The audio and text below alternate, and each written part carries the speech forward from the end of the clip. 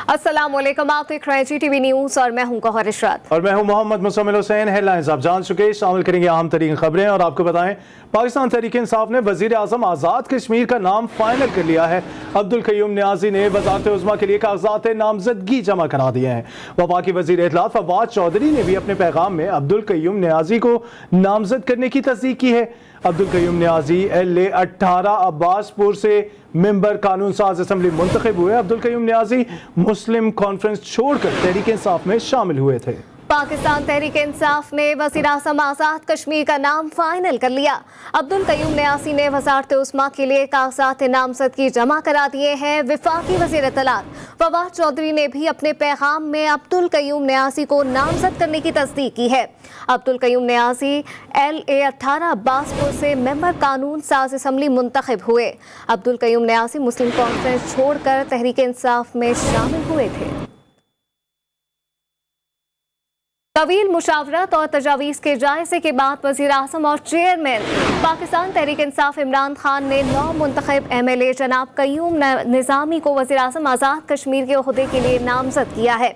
वज़ीर इत्तलात फवाद चौधरी ने अपने ट्विटर पैगाम में लिखा कि कयूम नियाजी एक मुतहर्रिक और हकीकी सियासी कारकुन है जिनका दिल कारकुनों के साथ धड़कता है।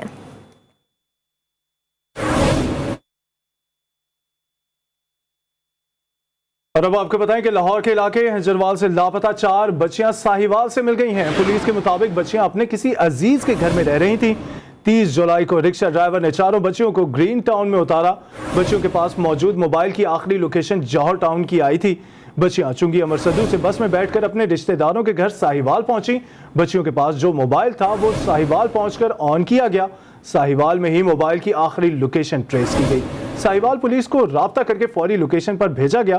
पुलिस का मजीद कहना था कि केस में एक रिक्शा ड्राइवर समेत मजमूई तौर पर 3 अफराद जेर हिरासत हैं।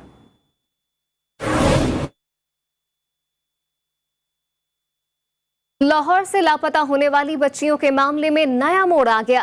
बच्चियों ने तालीम के हुसूल के लिए साहिवाल जाने का इंकशाफ कर दिया है। पुलिस सराय के मुताबिक सबसे बड़ी बहन 20 साल अनम का कहना है कि इसने FSC किया है और मजीद तालीम हासिल करना चाहती है, लेकिन वालिद गुर्बत के बाइस मजीद तालीम दिलवाने से कासिर थे। पुलिस के मुताबिक अनम छोटी बहनों को तालीम दिलवाने के साथ ही निकली थी, जबकि लड़कियां शनाख्ती कार्ड, बेफॉर्म और तालीमी इसनाद भी हमरा ले गई थी।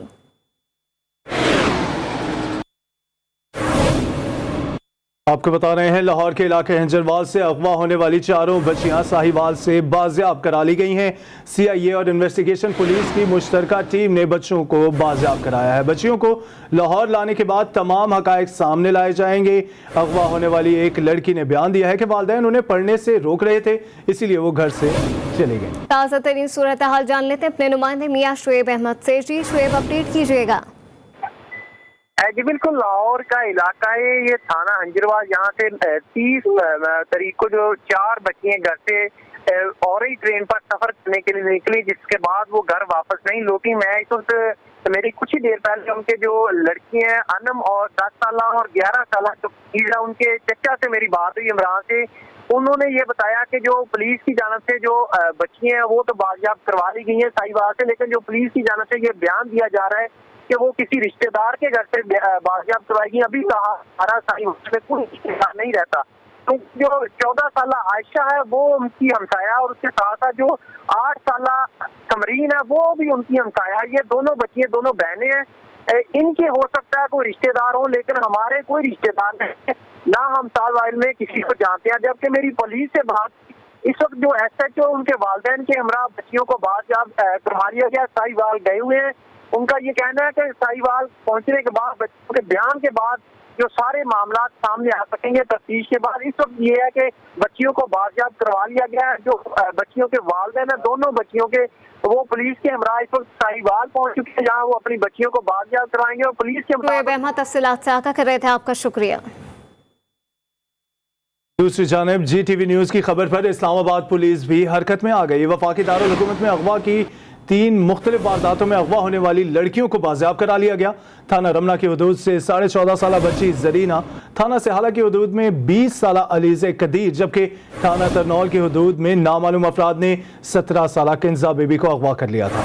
वालिदैन ने लड़कियों के बाजियाब होने पर GTV का शुक्रिया अदा किया। मजीद जानते हैं अपने नुमाइंदे साकिब सैयद से, जो इस वक्त जरीना के भाई के साथ ही मौजूद हैं। जी साकिब, मजीद क्या कहना है बच्चियों के अहले खाना का?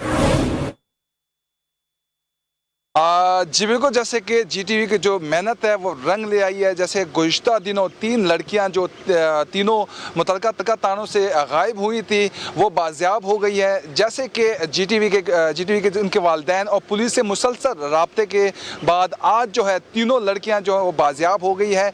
जो एक लड़की थी वो थाना रमना की हदूद से गायब हुई थी जिसका नाम जरीना है, और दूसरी लड़की थाना तन्नौल की हदूद से गायब हुई है जिसका नाम तंजीला है, और जो तीसरी लड़की गायब हुई थी वो थाना स्याला की हदूद से अलीज़ा नाम की लड़की गायब हुई थी। तीनों लड़कियां अल्हम्दुलिल्लाह बाजियाब हो गई हैं। उनके वालिदैन ने बाकायदा GTV से शुक्रिया किया कि आपने हमारा इन दिनों में काफ़ी अपने मदद की, जिसके बाद तीनों लड़कियां बाजियाब हो गई हैं। इस वक्त पे हम थाना रमना के हदूद में खड़े हैं। आप मेरे अकब में देख सकते हैं, ये वही इलाका है जहाँ पे जरीना नाम की लड़की जो 14.5 साल की लड़की थी वो यहाँ से गायब हुई थी, जो आज बाकायदा तौर पर यहाँ पे आ गई है। ये गरीब लोग हैं, इनकी मदद करने के लिए कोई आता नहीं है, जिसकी वजह से इनकी मुश्किलात काफ़ी थी। लेकिन GTV की टीम ने जब मुसलसल अपनी मेहनत और राब्तों के बाद इनकी जब लड़की बाजियाब हुई तो उनके जो वालिदैन हैं वो काफ़ी शुक्रगुजार हैं। इस तरह के वाक़यात इस्लामाबाद में काफ़ी होने लगे हैं, लेकिन वालिदैन का यही कहना है कि हमें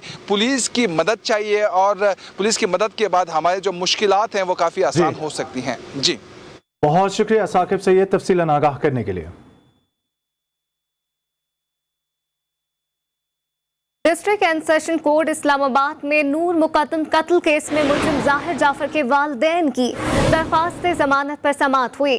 फरीकैन के दलाइल मुकम्मल होने पर फैसला महफूज कर लिया गया है। तफसीलन जानेंगे आदिल हुसैन से। आदिल, आप बताइएगा आज की इस जो कार्रवाई की गई अदालत में, उस पर अदालत के क्या रिमांड थे और फैसला कब सुनाया जाएगा? जी बिल्कुल, नूर मुकद्दम कत्ल केस में मुलजिम जाहिर जाफर की वालिदैन की दरख्वास्त जमानत पर समाअत हुई है। मुलजमान की वकला और प्रोसिक्यूशन ने दरख्वास्त जमानत पर दलाइल दिए और मुलजमान की वकला का मुख्तलिफ केसों और जो फैसलों का है वो भी हवाला दिया गया। इसके साथ ही जो फरीकैन के दलाइल मुकम्मल जब हुए तो उसके बाद अदालत ने फैसला महफूज कर लिया। एडिशनल सेशन जज मोहम्मद सुहेल ने कहा कि कल महफूज शुदा फैसला सुनाया जाएगा।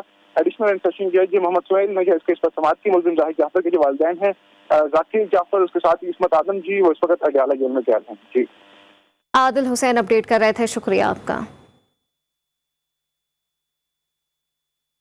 और अब आपको बताएं कि इस्लामाबाद के थाना बन्नी गाला के हुदूद में घर से मियां बीवी की लाशें मिलने का मामला, लाशों का पोस्टमार्टम मुकम्मल कर लिया गया है। जराये के मुताबिक डॉक्टर ने मियां बीवी को जहर दिए जाने का शुबा भी जाहिर किया है। मियां बीवी को मरने से पहले कैद हुई थी। असल हकाइक पोस्टमार्टम रिपोर्ट के बाद ही सामने आ सकेंगे। पुलिस ने मौके से तमाम शवाहिद हासिल करके फोरेंसिक के लिए भिजवा दिए हैं। मकतूलीन का एक बेटा अमरीका और एक 12 कहू में मुकीम है। मियां बीवी बच्चों से अलग रहते थे। वाक़े का मुकदमा बेटे की मुद्दत में दर्ज कर लिया गया है।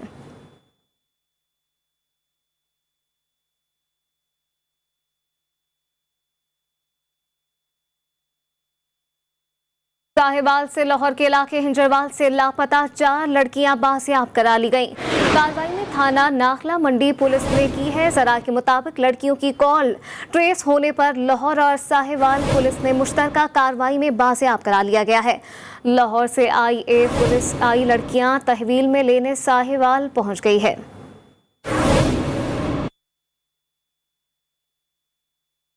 वकी वज़ीर दाखिला शेख रशीद अहमद इस वक्त इस्लामाबाद में न्यूज़ कॉन्फ्रेंस कर रहे हैं।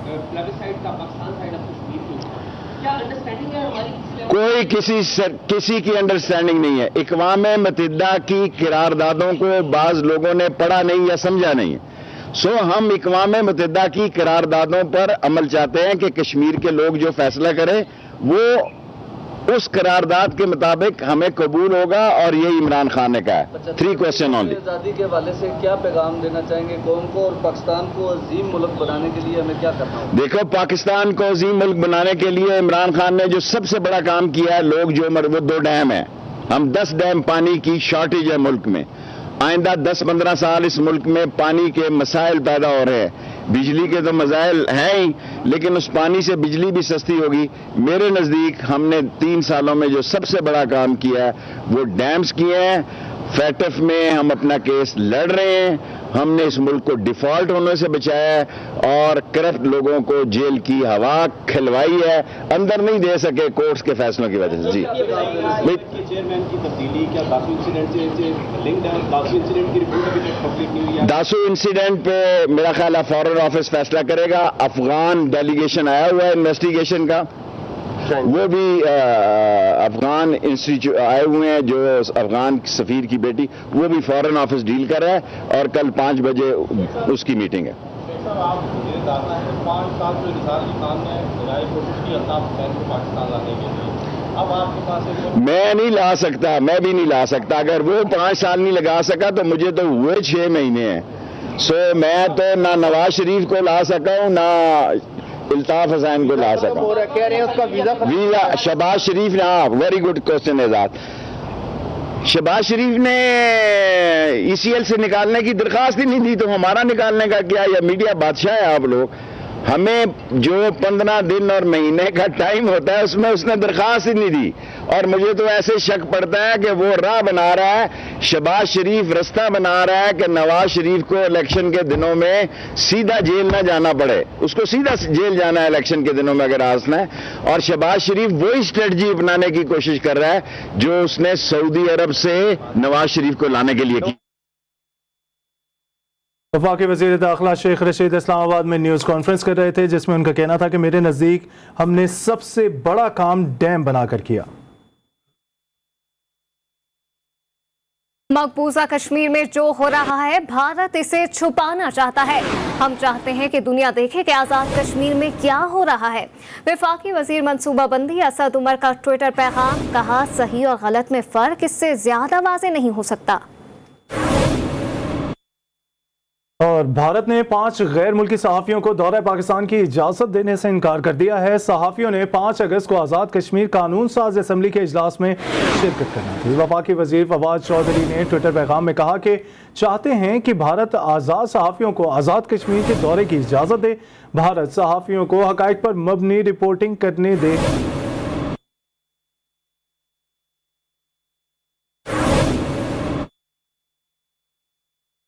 मुहलिक वबा कोरोना वायरस का जिक्र कर आपको बताएं, सिंध में कोरोना के बढ़ते केसेस। निजी और सरकारी अस्पतालों में कहीं जगह है तो कहीं खत्म होने का खदशा पैदा हो गया है। एक्सरे सेंटर में 145 बेड्स पर पूर हो चुके हैं। SIUT अस्पताल में ICU HDU बेड्स खाली नहीं हैं। इन्फेक्शन डिजीज अस्पताल में कोरोना के लिए मरीजों के लिए 140 बेड्स पर मरीज जेर इलाज हैं और अब किसी मरीज के लिए जगह बाकी नहीं है। कतर अस्पताल में भी अब कोरोना के मरीजों की गुंजाइश खत्म हो गई है। इसी तरह इंडस अस्पताल के 34 ICU IEDU बेड्स भर चुके हैं।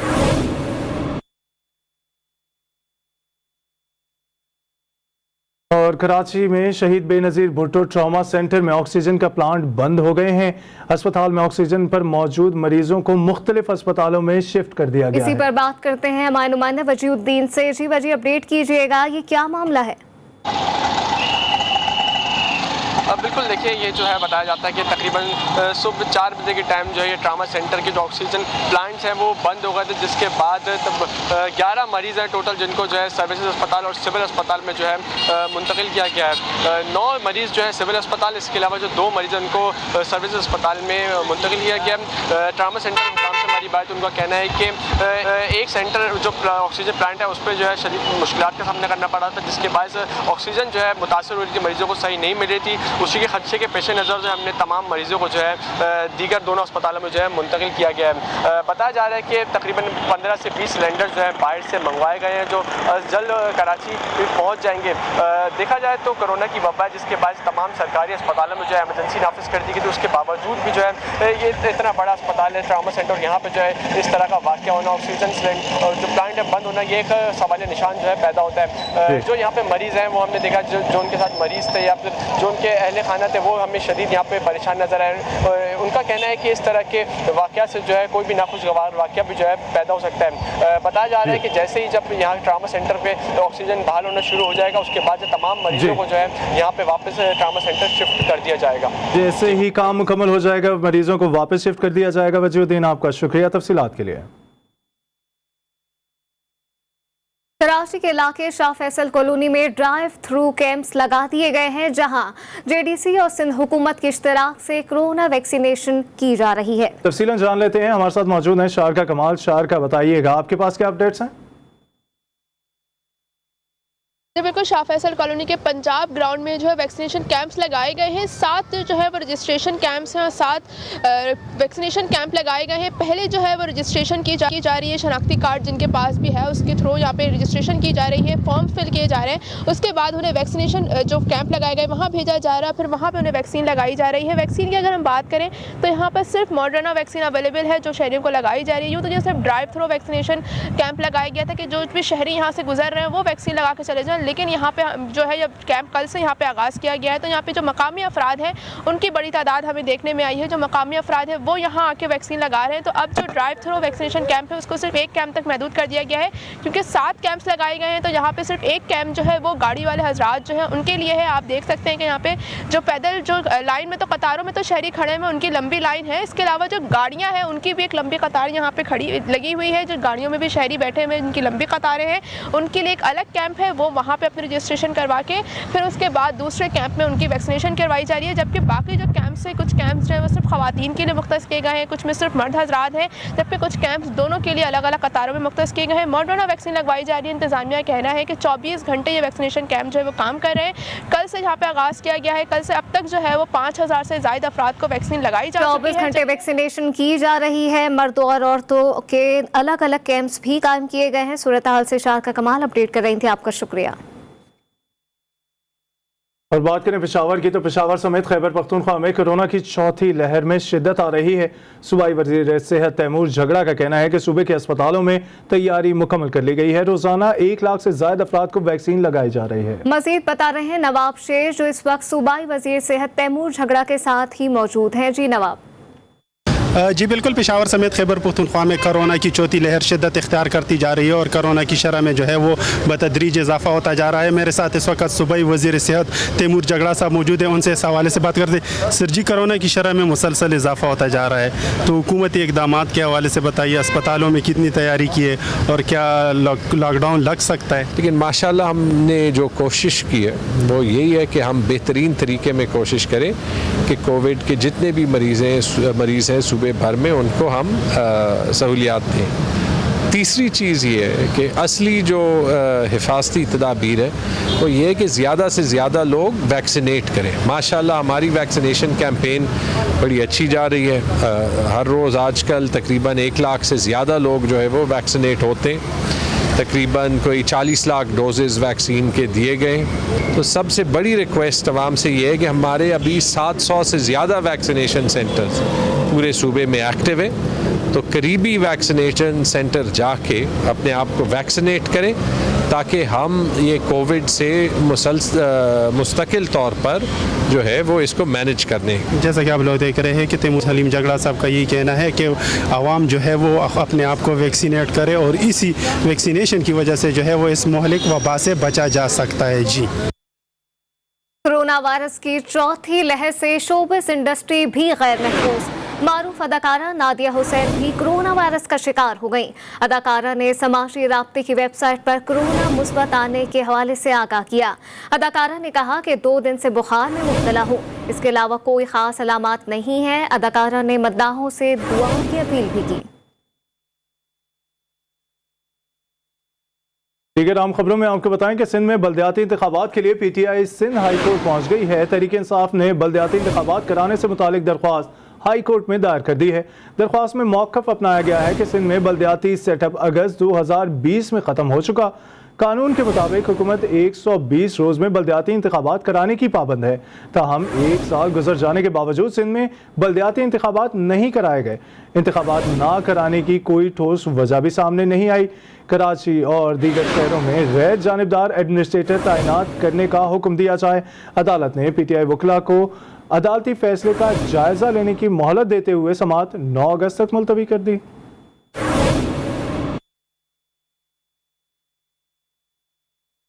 किसी भी काम को मेहनत और लगन से किया जाए तो इंसान अपनी मंजिल मकसूद तक पहुंच ही जाता है।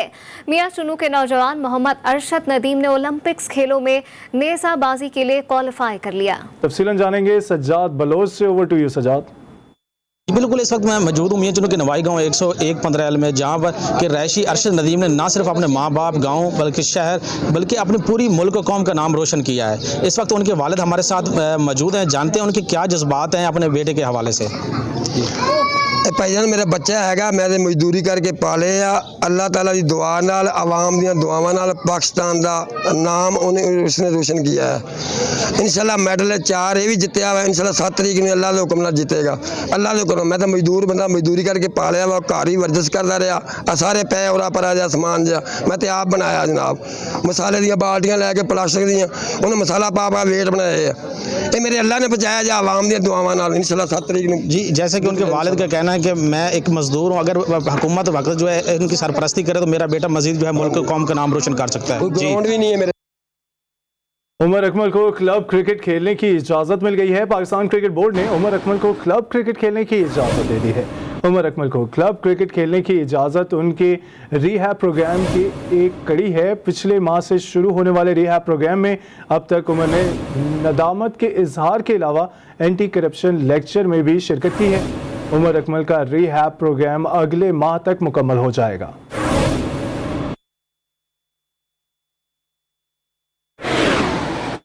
बैक आर्मी चीफ का यौम शोदाए पुलिस पर पुलिस के जवानों को भरपूर खिराज अकीदत। आर्मी चीफ का कहना है कि पुलिस ने फर्ज की अदायगी में बेपनाह कुर्बानियां दी हैं। मुल्क में अमन और इस्तेहकाम के लिए पुलिस का किरदार काबिल फख्र है। अहम तरीन खबर आप तक पहुंचा रहे हैं। आर्मी चीफ ने यौम शोहदाए पुलिस पर पुलिस के जवानों को भरपूर खराज अकीदत पेश करते हुए कहा है कि पुलिस ने फर्ज की अदायगी में बेपनाह कुर्बानियां दी हैं।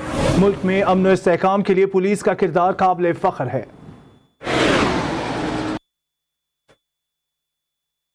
मुल्क भर में यौम शोहदाए पुलिस के मौके पर IG सिंध मुश्ताक महर ने अपने पैगाम में शहीद एहलकारों और अफसरान को खराज तहसीन पेश किया है। IG सिंध ने कहा कि सिंध पुलिस के बहादुर बेटों की कुर्बानियों के समरात सूबे में अमन की बहाली और अवाम के तहफ़्फ़ुज़ की सूरत में हासिल हुए। अब तक सिंध पुलिस के 2355 अफसरान और जवान शहादत का दर्जे पर फाइज हो चुके हैं। कुदरती आफात समेत हर तरह के हालात में अवाम का तहफ़्फ़ुज़ सिंध पुलिस की अव्वलीन तरजीह है। मुश्ताक महर ने कहा कि कोरोना वबा के दौरान फ़राइज़ की अंजामदही के दौरान सिंध पुलिस के 38 अफसरान ने शहादत पाई। यौम शोहदाए पुलिस के मौके पर IG railway police Arif Nawaz Khan ने अपने खुसूसी पैगाम में कहा कि रेलवे पुलिस के 32 जवानों ने फ़राइज़ की अदायगी के दौरान जाम शहादत नोश किया। शहदा के मौका पर अपनी जानिब से और पाकिस्तान रेलवे पुलिस के तमाम अफसरों और जवानों की जानिब से अपने शहदा को खिराज तहसीन पेश करना चाहता हूँ और उनके लवाहिकीन को ये यकीन दहानी कराना चाहता हूँ कि ये हमारा फ़ख्र हैं, हमारे माथे का झूमर हैं और तमाम लवाहिकीन हमारे ख़ानदान का हिस्सा हैं और इंशाअल्लाह ताला हमारे ख़ानदान का हिस्सा रहेंगे। और अब आपको बताएं कि फेडरेशन ऑफ रियल्टर्स पाकिस्तान की 4थी सालगिरह के मौके पर फेडरेशन हाउस इस्लामाबाद में तकरीब का एहतमाम किया गया, जिसमें मुल्क भर के रियल एस्टेट डीलर्स ने शिरकत की। इसी बारे में मजीद आपको बताएं कि फेडरेशन हाउस इस्लामाबाद में होने वाली तकरीब में सदर फेडरेशन ऑफ रियल्टर्स पाकिस्तान सरदार ताहिर महमूद समेत दीगर ओहदेदारों ने शिरकत की। मुकर्ररीन ने अपने खिताब में कहा कि realtors Pakistan real estate agents के तहफ़्फ़ुज़ात के लिए वाहिद तंजीम है जिससे 22,000 से ज़ायद अफराद वाबस्ता हैं।